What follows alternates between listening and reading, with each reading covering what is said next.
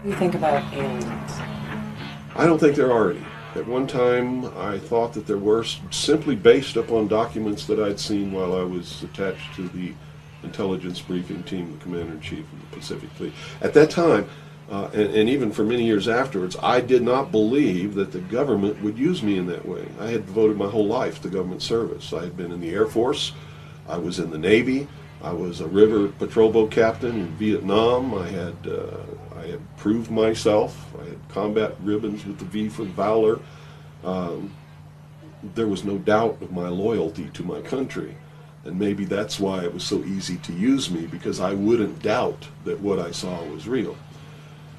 But over the years, I've done a lot of research. And what I've discovered is there's no proof existing anywhere that extraterrestrials are real, or that have ever visited this planet, or that they exist anywhere in the universe.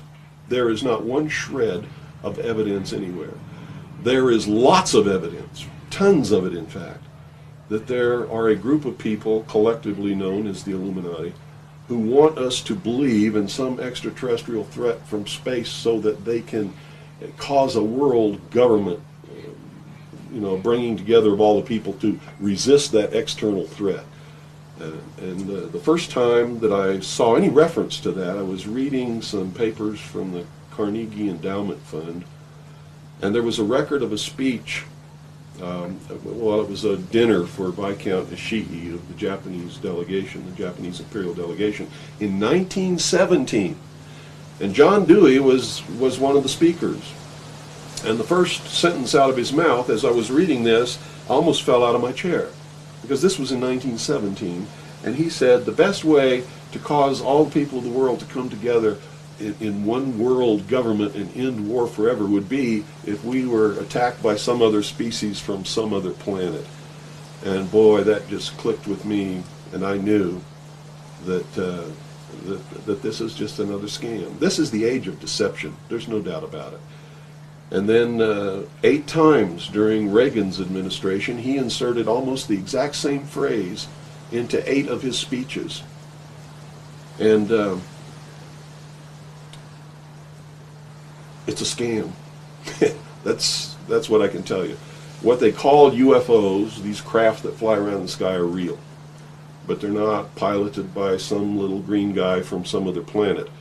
They're owned and operated by the United States of America for one, the Soviet Union for another, probably Great Britain, Canada. I think the first really operable ones were probably manufactured in Western Canada, in the wilderness, in a place especially built to create those machines, like we created the Manhattan Project, and the same kind of secrecy surrounded it.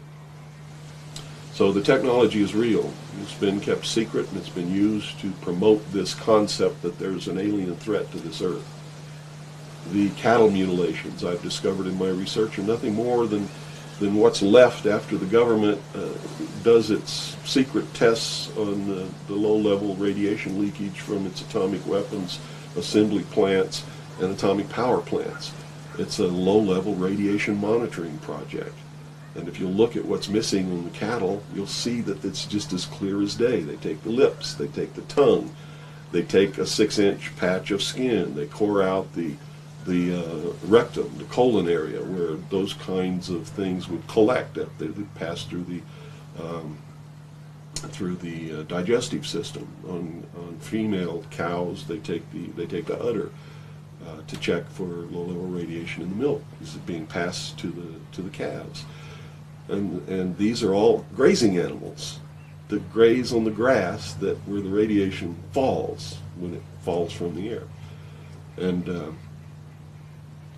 it's just an incredible deception.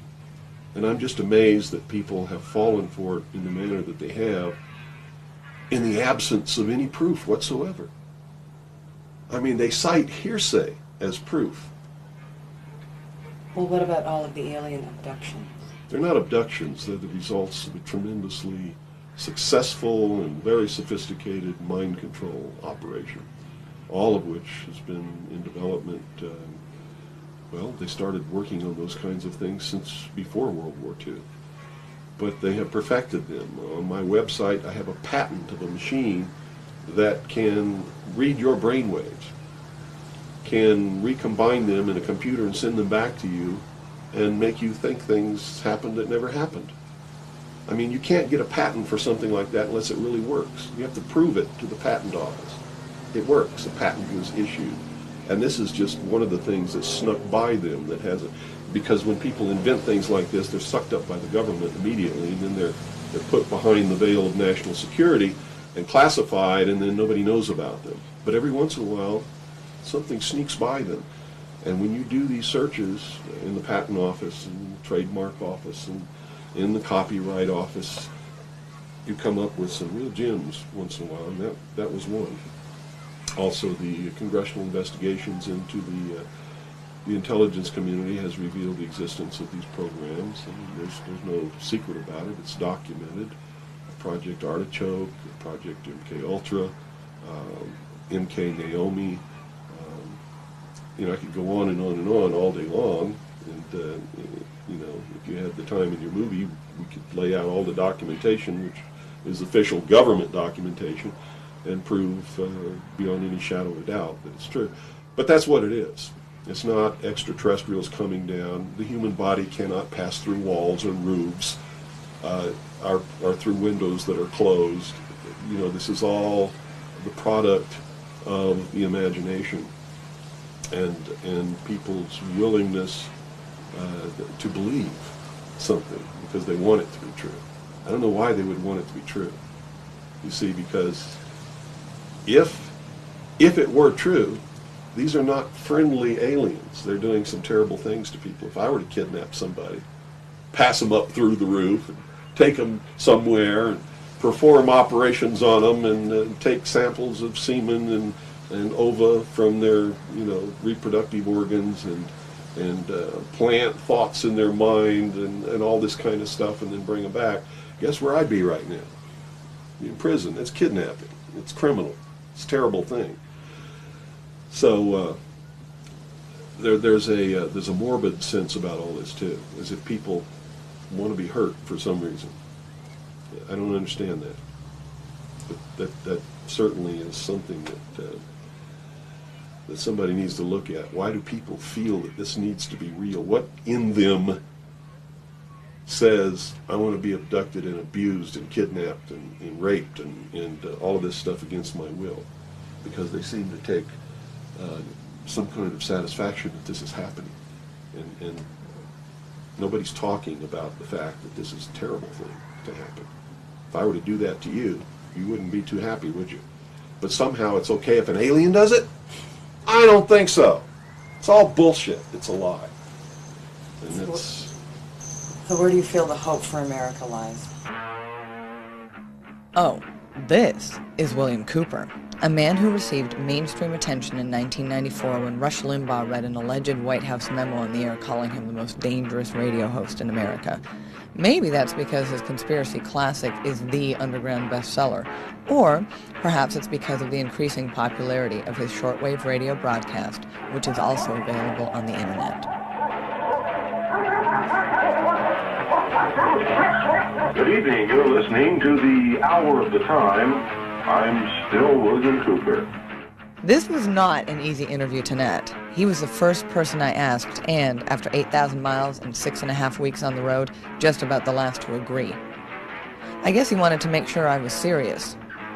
Nevertheless, I had to come alone, and I was required to follow clear rules of conduct. Well, at this point, I've done so much research on this. I have to tell you, there's only one way this is going. There's going to be a civil war in this country.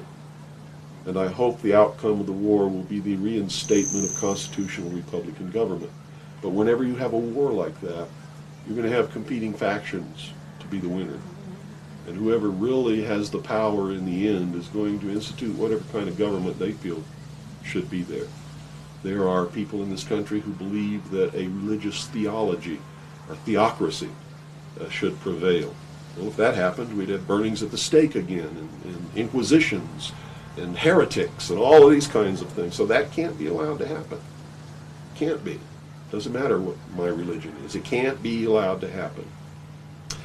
There are people who want a socialist government, much like the one in Sweden. There are people who want to create in the United States what the Soviet Union had hoped to be.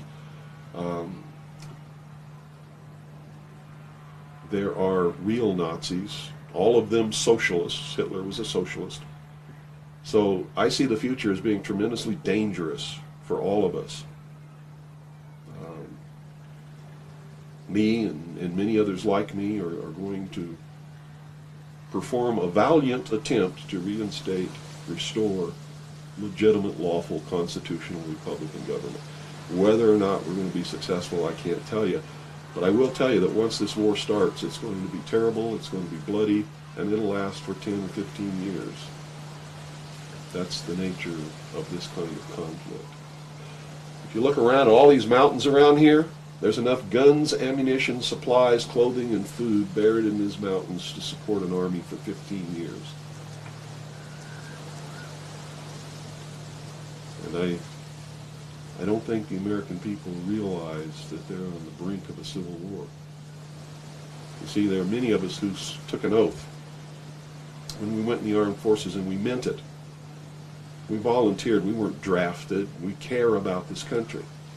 And the oath was to protect and defend the Constitution against all enemies, foreign and domestic. And we will fulfill that oath, even if it means we die in the process of doing it. It's that simple.